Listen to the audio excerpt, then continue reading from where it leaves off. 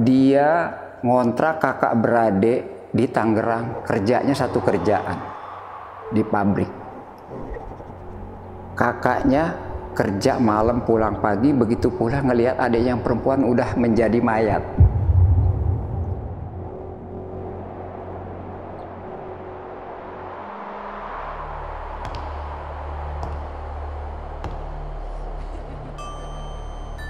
Pak Helmy nganter jenazah ke daerah Rembang ya?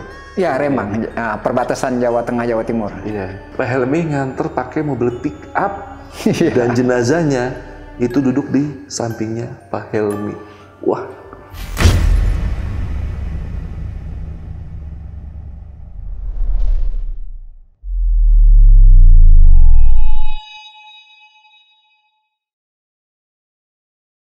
Assalamualaikum warahmatullahi wabarakatuh. Kembali lagi di Lentera Malam bareng gua Adit. Dan sekarang kita lagi di segmen podcast Saksi Misteri.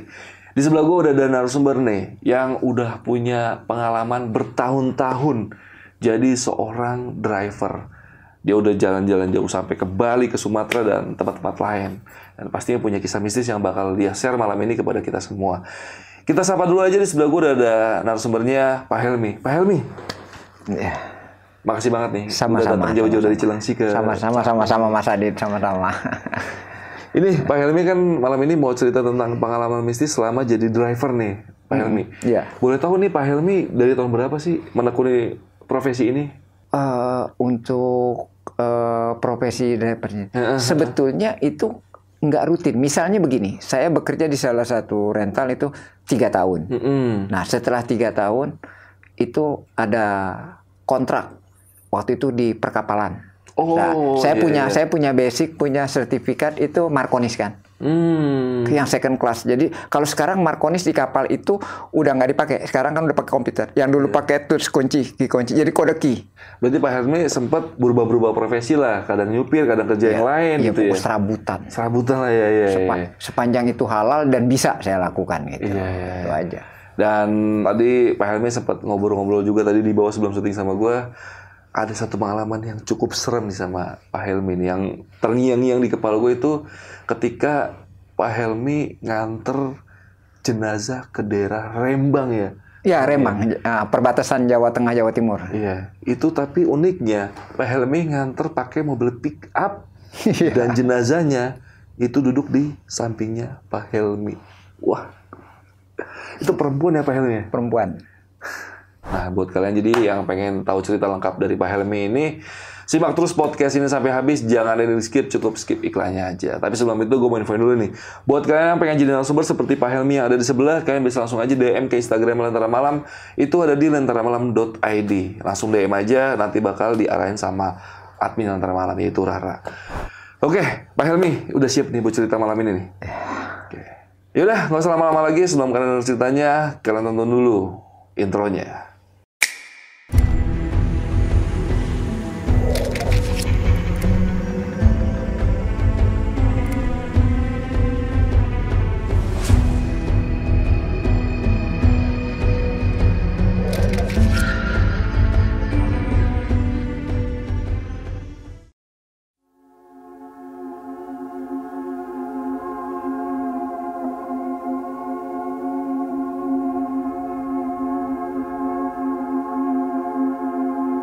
Jadi waktu itu sekitar tahun 1998-97 ya, saya udah mulai bawa itu, bekerja di salah satu perusahaan persewaan mobil tersebut gitu. Saya datang kira-kira jam 9 pagi. Di situ ada driver itu yang standby ada 4 orang. 4 orang, 5 mas saya. Itu kan peraturan di rental itu mana yang absen lebih dulu, kalau ada order masih didulukan. Tahu-tahu tempat kita nunggu itu di ruang tunggu driver kan ada pengaspal suara. Nama saya dipanggil, Pak Helmy segera menghadap pimpinan. Waduh, ya itu malah saya negatif thinking. Ada salah apa nih saya? Dipanggil, saya masuk. Ketawa juga nih yang 3, supir yang 4 tawa-tawa. Lu samperin aja, biasa bercanda, lu samperin aja, udah samperin. Kenapa? Enggak, lu nggak bakalan dipecat katanya. Cuman nih, saya heran kok ketawa jawabannya saya dipanggil. Lagi bos ini yang manggil. Biasanya kan si Ria ini yang bagian terima order. Ini bos langsung. Saya datang. Selamat pagi bos, saya bilang. Silakan duduk Pak Helmi. Ini begini. Itu orangnya masih ada di kantor. Karena rumah sama kantor satu area. Satu area kan. Kantor di sini, ini rumah. Saya masuk ke ruang tamunya. Kayak kita tadi duduk di ruang tamu. Begini Pak Helmi. Ini ada orang, maaf ya. Orang tidak mampu. Dia ngontrak kakak beradik di Tangerang, kerjanya satu kerjaan di pabrik. Kakaknya kerja malam pulang pagi, begitu pulang ngelihat adik yang perempuan udah menjadi mayat. Kasusnya habis. Innalillahi dalam hati saya. Waduh, ini apa lagi nih? Terus terang, itu yang driver, si Jajang, si Ruli, si Agus itu nggak sanggup, nggak ada yang mau. Dia cari yang termurah. Makanya dia datang ke sini. Itu ada mobil bak. Karena kalau sewa ambulans kan mahal. Dan saya bilang sama orang itu, sama Mas Toto, nama kakaknya itu ada di kantor. Nanti kita ketemu ngobrol-ngobrol, dia bilang. Ini saya nggak pasang harga, saya bilang sama dia terserah. Oh ya udah bos, ya nggak apa-apa. Kamu siap nggak? Siap, dia bilang. Saya siap. Kalau untuk yang begitu-gitu saya siap, ngantar orang-orang gitu saya siap. Bukannya saya mau jadi pahlawan ya, saya bilang. Saya siap. Ya udah, saya nggak mau nolak rezeki. Saya pikir mayat itu nanti dibawanya ditaruh di bak belakang. Ya udah. Cuman saya bertanya sama bos, ini apa nggak ada resikonya di jalan kalau ketahuan polisi? Kan nggak boleh. Nggak berhak kalau mobil bak itu membawa mayat. Bawa penumpang di belakang pun nggak boleh. Nggak boleh. Walaupun ada terpalnya kan. Kalau ada razia nanti dilihat ini bawa mayat, nggak akan salah. Udah nggak usah. Gua tanggung jawab. Nah, udah bilang begitu kan. Udah nggak deh, saya udah tambah gede. Udah. Ternyata sampai di sana itu sepi. Namanya tempat kontrakan itu yang dekat pabrik itu kan. Itu siang loh, udah sepi, yang melayat datang pulang udah mayat yang dikeluarin. Tiba-tiba saya dipanggil sama kakaknya, Pak Helmi bisa bantu saya ke dalam, sama ada temannya mungkin. Jadi adiknya itu udah didandanin mayat seperti orang hidup, pakai jilbab, pakai kacamata, pakai baju, pakai apa kayak kain gitu. Jadi ini duduk di depan. Saya duduk di tempat Mas Adit kayak begitu, dia di tengah. Ya udah saya bilang kita ikat. Ada stagen nggak? Kan itu ada safety belt itu ya di sebelah sini. Itu kita ikat, kita atur aja. Udah. Yang kakaknya sambil megangan, ya kan? Jadi ya udah kita jalan dari Tangerang menuju Rembang. Oh jalan. Itu waktu itu kan belum ada ini deh, belum ada yang namanya tol Cipali, itu kan jalan lama. Itu sampai di daerah Pemalang, saya lihat. Wah bergeser. Saya lihat itu Mas Totonya tidur rupanya, dia pegang. Dia nyender, saya colek ininya, maaf, dengkulnya. Mas Toto, tolong ini. Saya udah ini, dia nyender gini. Oh iya, maaf saya emang udah ngantuk berat gini. Ya udah, nggak apa-apa, yang iketannya. Saya lihat kok iketannya tadi saya ngiket kok nggak masuk di akal nih. Biar kakaknya kutak-kutik nggak bakal terlepas. Saya ikat mati, itu terlepas. Terlepas. Saya ikat lagi, saya lilitin double. Jalan. Begitu mau masuk Semarang itu udah jam 7 lah ya. Pak Helmi, yuk kita sholat dulu. Habis sholat kita makan, cari rumah makan. Masuk rumah makan di daerah Semarang itu, nanti kita. Terus saya bilang, Mas Toto, kita parkir jangan seperti mobil-mobil sedan itu, supaya nggak mengundang perhatian gitu. Saya parkir ada pohon nih Mas Adit, pohon rindang. Ini mobil, ini restoran kan, restoran, ini mobil-mobil parkir. Saya parkir di sini, gelap, gelap udah. Tenang sih situ, udah turun. Makan saya sama Mas Toto, makan situ, udah ngopi. Selesai makan itu saya bilang, Mas Toto saya ke mobil dulu, mau ambil rokok. Oh iya, saya ke mobil kan. Kan pintu mobil itu disetelnya kalau dibuka lampu nyala. Itu saya buka, dia nyala, mati. Nyala, mati. Ya kan? Saya matiin. Ntar dia nyala, mati nyala. Nggak lama dia diem. Lampu manteng kan. Ini ada yang koslet nih, pikir saya. Kok lampu ntar mati? Pikir saya gitu kan. Ada yang koslet nih, nggak beres nih. Tiba-tiba saya lihat ke almarhumah ini.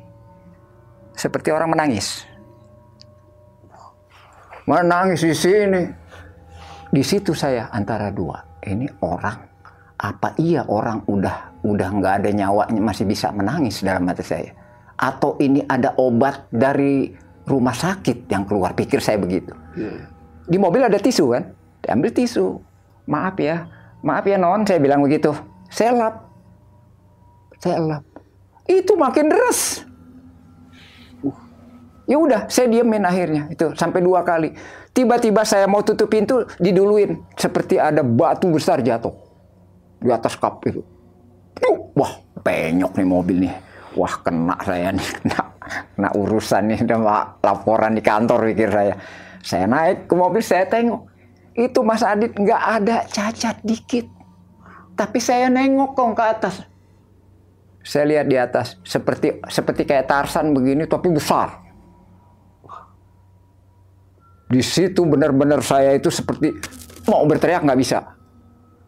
Berbarengan dengan itu si Mas Toto nyamperin ke saya.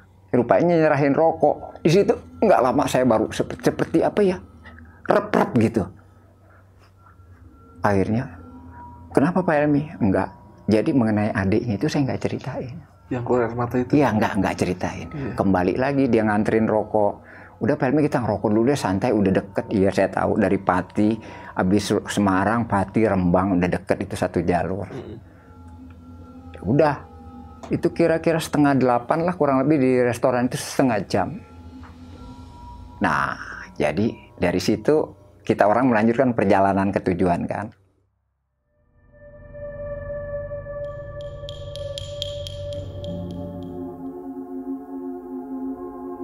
Sampai di Rembang, itu Mas Adit masuk ke dalam jauh, jalan di Kaliku. Berapa kilo masuk ke pelosok hutan kayak hutan apa sih, pohon karet apa di sini jarang tapi pohon-pohon banyak gitu, sawah-sawah. Oh, nanti Pak Helmi kalau kembali patokannya jembatan ya. Jembatan kedua Pak Helmi ke kanan. Ini jalan itu jangan yang lurus. Bilang gitu kan. Iya. Apalin jalan. Dan jalan itu memang cuma pas untuk 1 mobil. Kecil ya berarti jalan. Saya mikir kalau ada kendaraan dari sana papasan gimana. Repot deh. Jadi begitu sampai di tujuan, singkatnya ini turun kan. Udah turun, semua periksa, nggak ada apa-apa. Saya pulang. Sendiri? Pulang sendiri. Tadinya ditahan, Pak Helmi udah nginep sini aja. Orang-orang Jawa sana udah rame, pada nangis gini-gini udah. Itu namanya di kampung ya, itulah rasa kekeluargaan. Itu jadi saya udah kayak orang dagang. Segala ada ubi, singkong di mobil bang. Bawain udah saya pulang. Tadinya ditahan. Hati-hati di jalan, itu udah malam, kira-kira jam 10 apa ya. Itu saya lihat ininya, selempang yang warna hijau yang di leher, kan ketinggalan jatuh. Untung belum jauh kan, itu saya berhenti, saya kembalikan. Udah, berarti udah dikembalikan dong? Iya.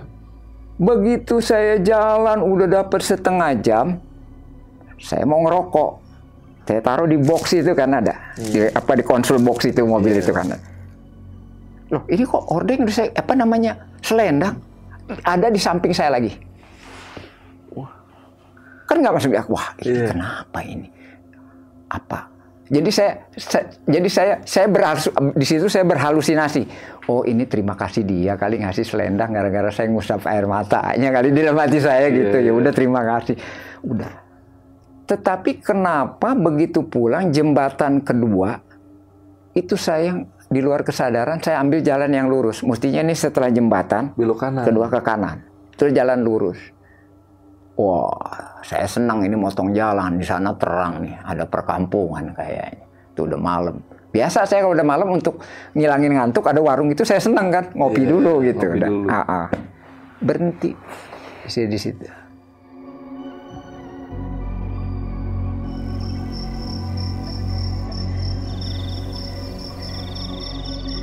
Assalamualaikum, saya bilang. Itu pada diem. Ada diem itu, nggak ada suara. Ada, saya anggaplah suami istri sama anak gitu. Yeah. Dia. Bu, kopi neng ge, setunggal, saya bahasa Jawa gitu. Diem. Nggak lama kopi di situ. Kopi di situ ya udah.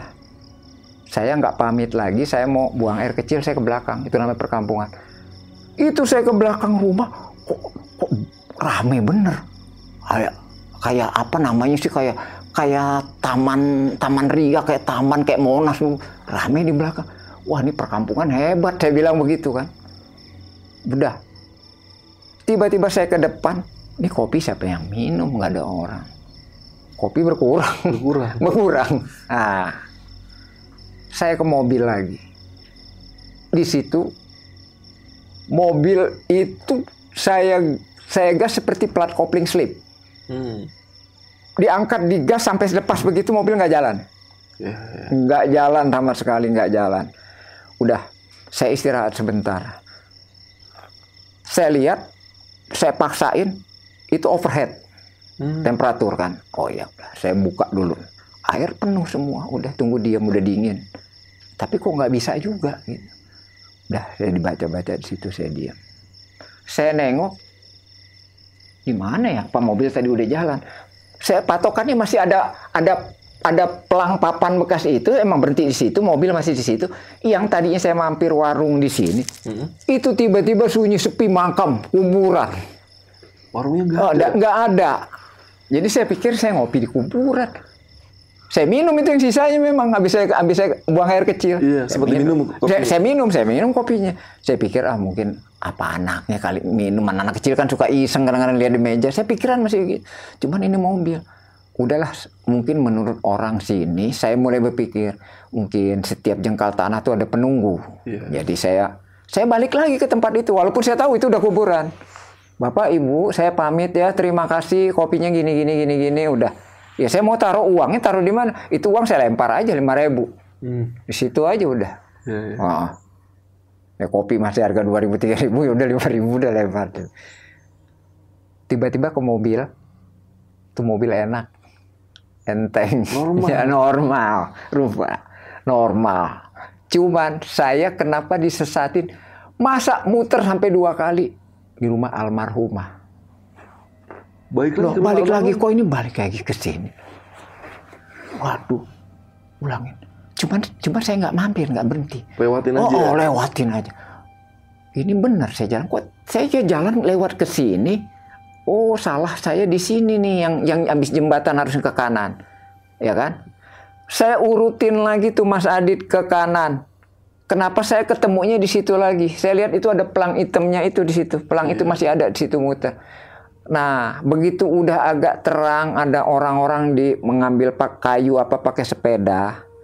Terus saya minta petunjuk kemana. Oh Pak, niku jembatan sana. Bapak kesasar ke sini katanya. Nah itu udah terang. Itu selama di perjalanan aja itu udah terang aja. Di kaca spion masih kelihatan nangisnya perempuan itu. Itu padahal udah siang loh, udah jam 5, udah orang udah azan. Tapi pas ditengok nggak ada. Nggak ada. Di spion ada. Nggak ada. Itu bener nyata sampai tadinya hal-hal begitu saya bukannya nggak percaya, maaf ya. Kalau ada orang pernah cerita-cerita begitu, saya juga bilang halu aja, halusinasi begitu. Ini saya ngalamin. Sampai saya cubit, tangan saya sakit. Jadi saya coba-coba mengait-ngaitkan. Ini selendang ada. Saya nggak bawa sih, itu ada. Sampai sekarang. Iya. Selendang udah dibalikin, ada lagi. Ada di situ. Almarhum udah dianterin, ada di situ juga. Iya, ada di situ di belakang. Jadi semacam dalam hati saya ngawal. Saya ngomong sendiri. Ngawal nih ya, saya suka bilang gitu. Pantes, sepertinya mungkin kalau saya artikan, maaf ya, ini mudah-mudahan saya salah pengertian saya. Mungkin maksud dia nyasarin, saya suruh mampir kali. Barangkali. Karena Bapak nggak mau mampir, nggak mau Nggak nginep. mau, nggak. Iya. Saya nurunin selesai tugas saya udah. Mau langsung pulang gitu ya. Makanya waktu selendang pertama itu, maksudnya dia kali waktu saya disasarin kedua kali supaya saya ini kan. Karena saya udah tahu secara logika ini selendang udah saya serahkan kok bisa ada lagi. Yang kedua kali ngapain ya udah berarti tandanya dia ngasih kali. Iya, iya. Jadi begitulah. Sampai di tempat kontrakan yang saya sekarang aja gangguan itu ada. Selama saya jadi supir di rental tersebut ya, itu satu dan pertama sekali saya menemukan pada waktu itu saya dikasih order itu untuk mengantarkan para TKW yang baru pulang dari Saudi. Dari Saudi. Saya jemput di bandara, antar ke Cianjur. Nah, jadi jauh juga ya. Jadi asosiasi saya Cianjur ya, dekat udah sampai Cianjur kan. Itu kira-kira jam 12 lah siang. Itu nggak ada masalah saya waktu ke sana aja. Jam 12 istirahat makan, mereka bilang Pak istirahat makan jam sekian itu udah sore kan. Begitu kira-kira jam setengah 4 atau jam 4 sore sampailah Cianjur. Saya tanya kan sama yang ada di sebelah saya, Mbak, ini udah di Cianjur. Alamat ini di mana? Oh masih jauh Pak, 4 jam lagi. 4 jam dari pusat kota. Saya ngebayangin 4 jam ini jauh sekali gimana? Saya belum pernah, tapi nggak apa-apa lah saya pikir hitung-hitung buat pengalaman. Rupanya Cianjur Selatan. Nah, jalanlah ke situ saya antar terus. Itu udah malam kira-kira setengah 8 lah. Saya lihat di mobil itu jam sudah menunjukkan kurang lebih setengah 8 kurang. Tiba-tiba perempuan itu bilang, udah deket Pak. Itu yang ada lampu-lampu terang tuh motor-motor. Loh kok di tengah jalan? Apa begal? Enggak, kata yang di belakang. Bukan Pak, nggak usah khawatir. Itu tukang-tukang ojek. Tapi dia ngehadang di tengah jalan. Serem juga. Berarti saya. Datanglah itu tukang ojek pangkalan. Tapi sopan. Pak, dari mana? Saya dari bandara. Bapak nggak boleh nganter ke rumah. Tapi saya tanggung jawab. Ini dari perusahaan. Nggak usah. Nggak taunya dari sekian orang yang saya bawa ini, ada yang kenal sama tukang ojek itu. Udah nggak usah khawatir Pak, rumah deket. Jadi singkat cerita, rupanya berbagi rezeki. Iya. Ya kan? Iya. Jadi antar sampai situ supaya ini penumpang saya pada naik ojek. Iya. Dah semua. Selesai, udah beres. Itu pembayaran kebetulan antar perusahaan ya. Perusahaan company yang menyalurkan sama perusahaan saya ini. Jadi udah transfer, udah beres. Saya cuma minta tanda tangan sama ketua rombongan, udah beres. Balik saya udah malam dan kira-kira udah jam 8:30. Iya.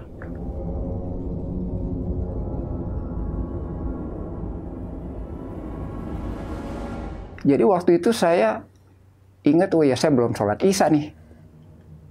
Itu kira-kira jam 9-an ya, jam 9 lewat lah saya lihat dari jauh. Itu udah kiri kanan, udah gelap, hutan. Nggak ada satupun mobil yang di belakang saya atau yang berlawanan arah jalan itu sampai ke pusat kota nggak ada. Sebelum sampai ke pusat kotanya itu,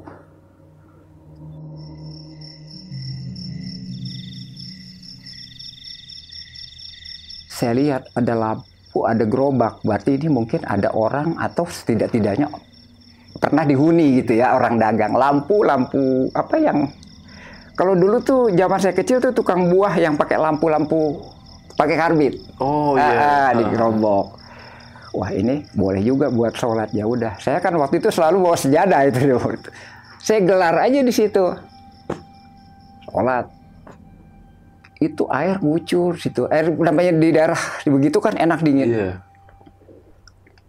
Tiba-tiba begitu saya selesai dari sholat itu, pas assalamualaikum kedua, seperti ada yang manggil. Saya lihat di atas itu kayak tebing. Itu saya lihat jelas itu apa? Jubah.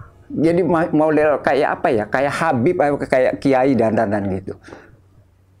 Terus dia diam, saya bilang assalamualaikum Pak Kiai, saya bilang gitu. Tapi diam. Oh ya udah, mungkin dia lagi apa zikir atau apa, udah saya nggak ada pikiran macam-macam. Ya udah, saya pamit selesai itu, gulung sejadah, masukin. Saya starter mobil. Hidup. jalan baru beberapa gelinding roda gitu kan, itu tiba-tiba mesin mati. Mesin mati. Udah saya diamin lagi. Ah ini kenapa ini? Jadi kayak orang baru belajar mobil gitu kan, masuk terus mati.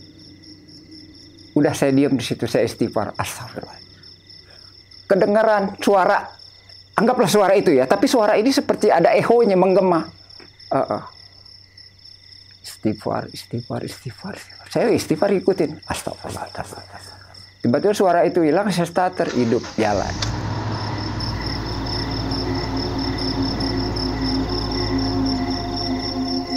Itu nggak ketemu kendaraan. Gelap gulita itu lampu mobil saya sendiri jalan. Kira-kira udah menjelang jam 12, ada lagi halangan. Ini jelas manusia. 2 motor, ini mau begal mungkin. Emang saya udah dengar waktu tukang ojek sana bilang, Bapak kalau mau mendingan pulang besok. Kenapa? Pokoknya dia nggak kasih tahu. Pada waktu itu masih rawan, saya nggak tahu kan, cuman dia nyarankan gitu. Tapi saya terus. Jegat 2 orang, itu saya lihat kaca spion. Kapan naiknya nih? Mau kemana? Saya nengok gitu kan. Mau kemana Pak Kiai gitu. Tapi begitu nengok kan nggak ada. Di kaca spion itu ada. Istighfar dia terus. Dia baca ayat kursi, maaf ya. Jadi dia baca. Saya ngikutin. Terus baca. Saya nggak beranjak. Saya terus aja. Selesai baca ayat kursi, saya istighfar. Saya baca ayat ini sebisa-bisa saya lah saya baca. 1 dari 4 orang itu menghampiri saya. Apa dia bawa tuh? Macam kayak pedang. Waduh, ya Allah lindungi saya lah, saya bilang. Buka kaca dia. Begitu buka kaca, itu seperti ada bayangan putih. Set, dia kepental. Jadi dalam hati saya seumur hidup nggak pernah belajar ilmu apa sih namanya, kan pernah ada. Saya dulu sering nonton orang yang dibegitukan aja nggak disentuh. Gitu. Loh. Tapi saya bilang, wah, terpelentar sana. Ngelihat kepental yang 3 di motor, dia singkirin motor, dia hampirin temannya nolong. Udah, dia kabur aja ke belakang. Udah. Terus istighfar. Yang ini nih, ya udahlah. Oh, ini mungkin makhluk yang penguasa di sini.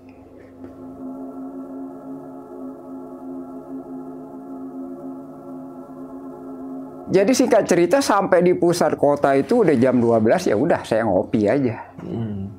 Minum kopi udah nyantai jam 12 itu. Minum kopi, kan Indomie udah biasa, udah tenangin diri kan. Saya tanya sama tukang kopi itu. Karena ditanya, Pak dari mana? Saya dari sana, Cianjur Selatan. Wah, serem tuh, Bapak berani bener sendiri. Nemuin apa Pak di sana? Saya bilang, ya nggak nemuin apa-apa, mobil. Enggak, maksudnya yang aneh-aneh. Saya bilang, itu saya ceritain kan. Saya lihat ada Pak Kiai.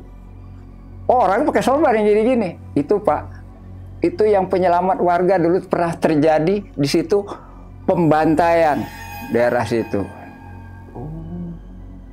Nah, Pak Kiainya itu yang menolong, tapi sekarang memang udah nggak ada. Wah, astagfirullah, jadi berarti saya nggak ada punya pikiran negatif thinking ya, saya positif. Ya orang namanya pendiam bisa aja buka pintu. Tapi yang mulai tanda tanya, saya nengok nggak ada. Tapi lihat di kaca spion ini bener. Iya. Nah jadi rupanya istilahnya sampai di pusat kota udah nggak ada lagi makhluk itu, nggak ada. Ya udah selesai ngopi, ngobrol-ngobrol sebentar sama pedagang kopi di situ, melanjutkan perjalanan. Itu mana hujan dari Cianjur kan. Udah malam itu udah kira-kira jam 1, setengah 2 kurang.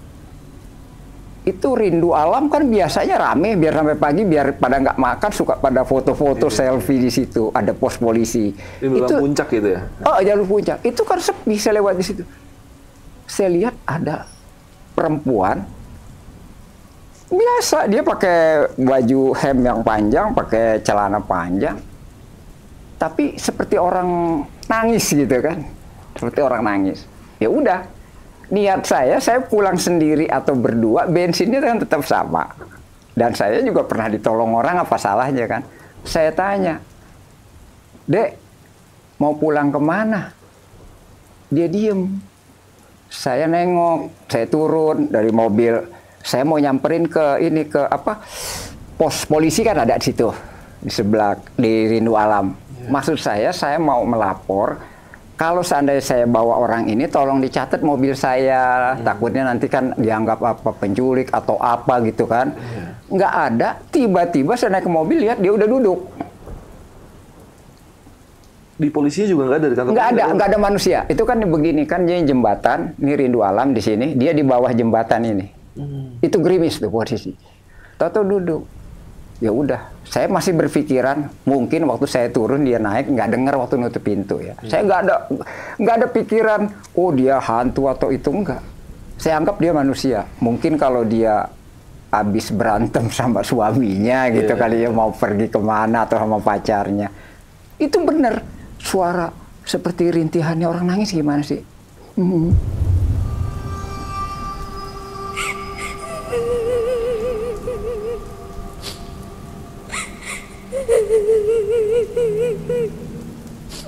Mesti segukan gitu kan, nangis gitu.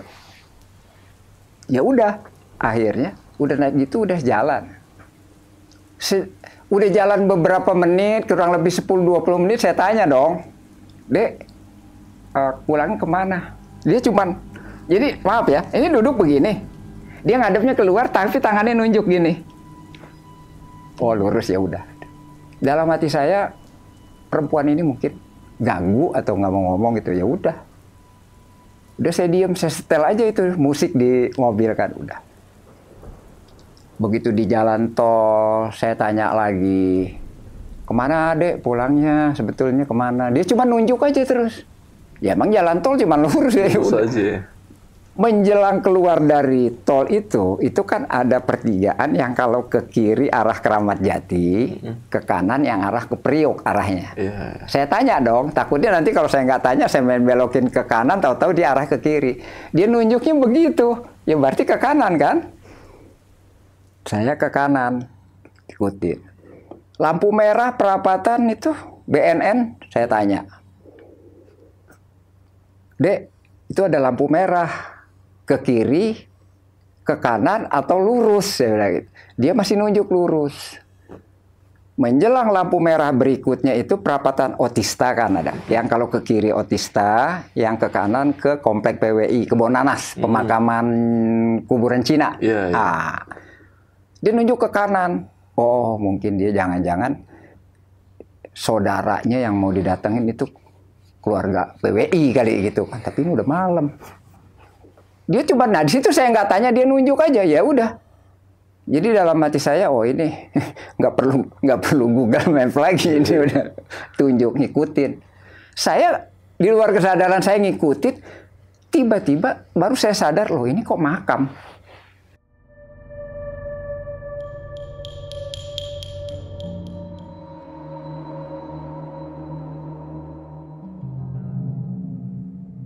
Itu ke makam kan, makam orang muslim tengah situ. Pas saya berhenti di depan mobil yang saya bawa ini, di depan itu jalan setapak. Tempat orang dari keluar masuk ke perkampungan. Emang saya lihat ada lampu-lampu gitu kan. Oh dia di sana kali. Ya udah, itu begitu juga. Turun nggak ketahuan, malah saya ngedumel di situ. Ini orang gimana sih? Nggak ngomong, nggak apa, nggak ada terima kasih diantar gitu kan. Turun. Cepet banget ya. Ngilangnya nih orang, saya pikir gitu kan. Saya nggak ada sampai saat di situ aja saya nggak ada punya pikiran oh ini makhluk astral atau gimana. Saya tidurlah saya di situ. Mobilnya nyender, udah ngantuk, udah jam 3 itu. Jam kira-kira 6:30 udah mulai ramai warga keluar. Itu ada yang ketok-ketok kaca mobil saya. Saya bangun.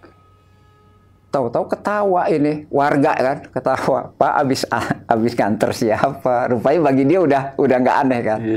Saya cerita, Pak tadi malam saya ada bawa orang itu kayaknya habis ada masalah kali sama keluarganya. Ya saya antar ke sini, saya pikir rumahnya mungkin di sana, saya bilang begitu. Dia ketawa, Pak jangan heran, kemarin mobil Accord di situ, udah sering di sini mobil disasarin. Cuman orang situ malah bilang, kalau Bapak macem-macem maaf ya, melecehkan atau megang atau gimana kan namanya orang suka ada yang gitu kan, colak-colek. Itu saya bilang enggak, demi Allah saya enggak menyentuh aja enggak. Saya cuma bertanya, saya bilang iya saya tahu. Karena kalau seandainya Bapak macem-macem, Bapak ditunjukin mukanya. Bapak selama perjalanan dia kasih lihat mukanya enggak? Enggak, emang enggak. Rambut aja begini. Jadi pikiran saya dia nangis nggak mau kelihatan. Nah, gitulah cerita itu mengenai itu.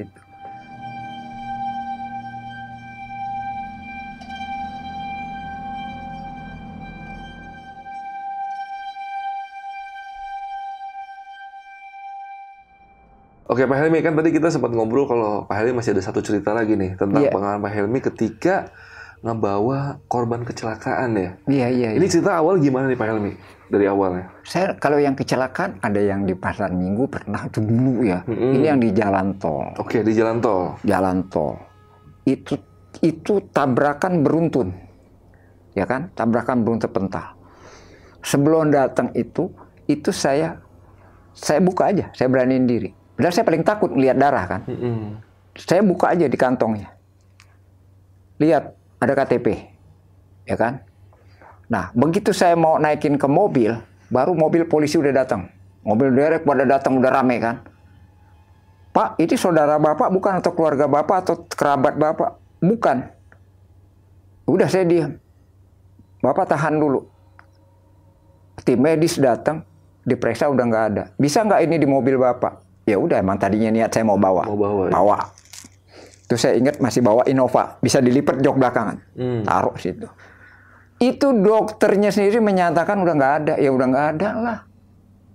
Orang ininya udah terlepas di matanya. Saya baru tahu yang namanya biji mata segede bola tenis. Oh gede dalamnya. Ternyata gede, coba giniin, besar. Hancur ininya, pecah gini. Itu saya antar ke rumah sakit Budi Asih. Cawang. Itu sepanjang jalan saya perasaan udah ngebut, tapi mobil kok kilometernya nggak lebih-lebih dan dia berteriak-teriak. Almarhum. Iya. Teriaknya seperti. Dan lucunya kenapa nggak ada petugas, cuman saya. Petugas cuman ngasih surat jalan petugas. Pak segera bawa. Dokter gini bawa medis sudah dinyatakan, surat-surat saya bawa. Nah kalau begitu enak udah. Tapi udah teriak-teriak aja ini di. Aduh saya bilang, ini orang saya tengok gitu. Jadi menjerit-jerit gitu kan. Saya bilang, dalam hati saya, dokter udah menyatakan udah nggak ada orang ini kan. Tapi masih berteriak. Saya penasaran sampai di apa namanya itu yang kalau keluar Cibubur, saya minggir di situ. Saya buka. Saya liatin aja, saya enter belakang cari apa. Pengen tahu nih orang teriak nggak kalau saya turun. Itu nggak teriak. Diem aja gitu. Diem aja dia nggak berteriak. Tapi saya jalan, udah jalan perasaan saya ngebut, tapi patokan saya jalan kenceng nih, perasaan kenceng banget. Tapi kok kilometer nggak lebih dari 40. Jadi rupanya dia berteriak itu. Sampai di rumah sakit, ada dokter di sana nanya, Pak, ini kemana? Telapak kakinya sebelah. Saya nggak tahu, saya bilang, nggak. Jadi ini nggak ada, kaki nggak ada. Itu yang dia teriak tolong, semacam minta, kayaknya kembalikan. Ketinggalan ya kaki. Pantes mobil saya kayak diperlambat gitu. Nggak tahu urusannya di sana. Saya bawa apa adanya nih. Bu dokter, saya bilang kebetulan dokter perempuan yang jaga waktu itu malam gini-gini bawa. Ini suratnya semua. Udah. Pulanglah saya dari situ udah malam. Itu masih aja suara seperti orang nangis. Saya turun di Otista. Saya mau beli kue cucur buat oleh-oleh gitu kan. Itu waktu buka pintu dia ada di depan saya. Seperti bayangan sekelebatan. Dia seperti nangis, diem. Saya coba-coba giniin ya, nggak nyentuh gitu kan, ngilang aja. Itu. Di situ jadi selama ini saya yang tadinya nggak percaya hal-hal begitu dibuktikan. Itu baru saya dengan kejadian-kejadian dari awal saya cerita sampai ini itu saya tahu. Dan itu kan almarhum seperti datang ke Pak Helmi minta carikan kakinya atau mau ngasih tahu kalau kakinya nggak ada. Iya, saya kan nggak tahu. Dia tolong. Itu Pak Helmi ada pengen nyoba nyari kakinya nggak tuh? Sempet nggak? Itu dokter bilang begitu. Karena kalau saya kembali lagi, saya pikir itu kan udah ada petugas di sana semua yang yang handle lah, jadi gitu pikir saya nanti semua yang berserakan itu kan, apalagi jalan tol itu kan itu lebih teliti lah, lebih selektif kan petugas gitu. Nah, tapi entah ditemukan entah enggak, sampai saya pulang, sampai saya di rumah nggak bisa tidur. Itu semacam saya pejamkan mata ngelihat ini halus, udahlah saya hilangin begitu, udah saya wudhu aja udah. Tapi seperti ngikutin gitu. Saya mau pulang mandi di kamar mandi,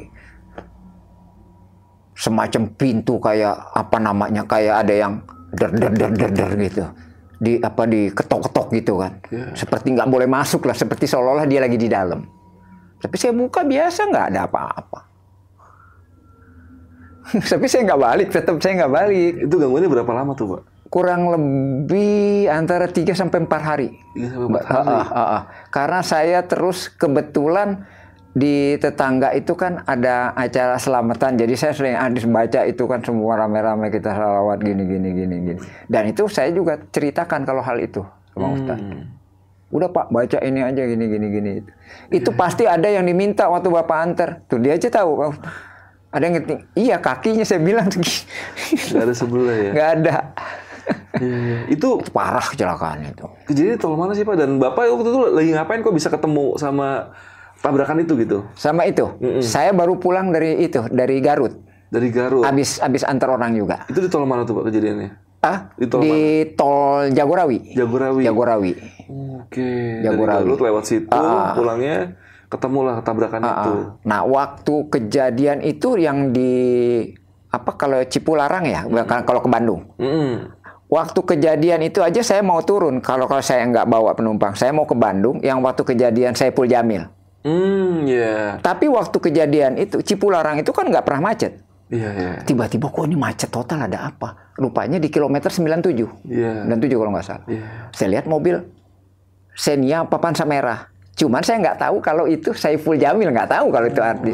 Taunya setelah sampai di rumah tujuan, misalnya saya antar Mas Adit, Mas Adit terus manggil saya, Pak Helmi tuh lihat di televisi yang tadi kita lewatin siapa tuh?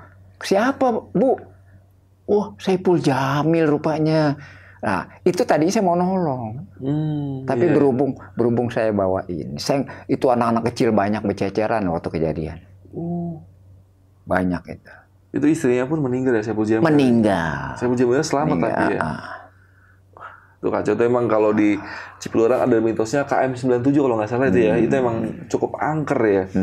Sama di daerah Cimacan. Sekarang logikanya itu juga Cipanas, hati-hati kita sebelum sampai ke daerah Cimacan.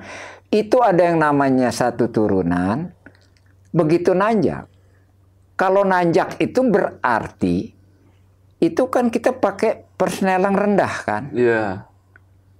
Kok ini tanpa nginjek gas mobil bisa nanjak lurus ke atas? Coba deh. Ini benar nyata. Coba kalau Mas Adit lewat situ, ada yang jalanannya kalau dari rumah sakit, kan ada rumah sakit Cimacan. Cimacan itu di mana tuh Pak? Setelah Cipanas. Cipanas, Cimacan, Cigundul namanya jembatan. Itu sering kejadian kecelakaan. Itu hampir sebulan berapa kali. Itu kalau kita turun pada saat nanjak, di mana-mana logikanya, masa kita angkat gas, kita angkatlah kaki kita dua-dua nggak sengaja pedal. Mobil itu seperti nyelonong. Nyelonong sendiri padahal tanjakan. Coba deh Mas Adit kalau ke situ, kalau nggak percaya. Aneh kan? Kan secara logika yang namanya kita nggak injek rem, nggak injek apa, kalau turunan nggak heran. Ini nanjak loh. Hati-hati di situ. Itu seperti di depan itu orang mau, kayaknya orang bawaannya mau lurus, padahal itu tikungan. Tikungan, hati-hati. Serem juga. Banyak pengalaman saya, belum lagi waktu di Lahat itu dulu. Dan tadi Pak Helmi sempat notice sedikit tentang kontrakannya Pak Helmi ya. Ya. Itu cukup angker ya. Itu boleh tahu latar belakang angker kenapa sih Pak Helmi? Sedikit aja Pak Helmi, jangan dipanjangin ceritanya. Jadi saya cari rumah kontrakan. Saya nyari yang sepetak dong yang murah. Loh, kok ini murah bener, sedangkan sepetak itu antara 500-600 sebulan, cuman sepetak aja kan. Iya. Kok ini ada yang nawarin rumah rapi, cakep, 2 kamar, ukuran tipe 45 di perumahan. Kok cuman 5 juta? Setahun. Kebetulan Bapak lagi ada rezeki, ya udah nggak nawar lagi dan orang nggak kurang. Tetangga nggak ada yang buka suara. Kalau itu pernah baru berapa bulan ditempati sama, maaf ya, orang Sumatera Utara. Itu ada perselisihan rumah tangga, suaminya selingkuh, istrinya gantung diri. Waduh. Itu sebulan saya diganggu. Nah, tahan dulu Pak Helmi ceritanya ya. itu. Tapi akhirnya saya jadi betah. Iya. Nah, buat kalian yang pengen tahu cerita lengkap dari Pak Helmi tentang rumah yang ditempati sama Pak Helmi yang ternyata di baliknya sebelumnya itu pernah ada tragedi gantung diri. Iya. Kalian bisa komen di kolom komentar sebanyak-banyaknya untuk Lentera Malam. Undang lagi Pak Helmi untuk mampir Lentera Malam. Nanti kalau Pak Helmi ada waktu lagi ya, kapan-kapan ya Pak Helmi ya. Iya. Siap. Oke, paling podcast malam ini kita tutup aja. Dan gue ingetin lagi buat kalian yang pengen Pak Helmi cerita lagi di Lentera Malam, komen sebanyak-banyaknya di bawah. Nanti bakal kita undang lagi kalau Pak Helmi ada waktu lagi untuk mampir ke Lentera Malam. Nah, sekali lagi makasih banget nih Pak Helmi udah jauh-jauh dari Cilengsi. Sama. Apalagi sekarang lagi hujan ya Pak Helmi ya. Iya. Ini Pak Helmi bela-belain datang ke Lentera Malam untuk berbagi kisah sama kalian. Jadi sekali lagi saya dan tim ngucapin terima kasih Pak Helmi. Sama-sama, terima kasih kembali. Saya juga udah diundang ke sini dengan senang hati bisa hadir. Terima kasih sama-sama Pak Helmi. Yaudah, paling podcast malam ini cukup segini aja. Gua Adit dari Lentera Malam dan Pak Helmi izin pamit. Bye.